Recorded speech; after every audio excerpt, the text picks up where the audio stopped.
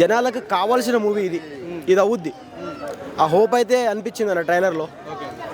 So ఇది వరకు ఒక చిరుత కావచ్చు, మగధీర కావచ్చు, ఒక రచ్చ, ఒక నాయక్, ఈ సినిమాలన్నిటికీ ఇది ఒక పెద్ద పీఠం. ఈ సినిమాలన్నీ మర్చిపోవచ్చు. ఈ ఇప్పుడు వచ్చిన ఆర్సీ అంటే గేమ్ చేంజర్ వచ్చిన తర్వాత అన్ని సినిమాల గేములు చేంజ్ అయిపోతాయి.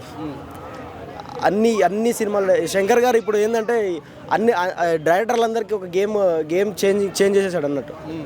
అలా ఉందన్న ఆ సీన్ ప్రజెషన్స్ కావచ్చు, గుర్రం మీద వచ్చే సీన్ కావచ్చు, ఆ హెలికాప్టర్ సీన్ కావచ్చు. ఇది వరకు చూసాం హెలికాప్టర్లో రావడం, అవన్నీ మగధీరలో చూసాం. కానీ ఈ సినిమాలో ఏమేమి కావాలి అనేది అన్నీ చూసుకుంటే మెయిన్ ఫస్ట్ ఈ సినిమా ఎందుకు చూడాలనుకుంటున్నా అంటే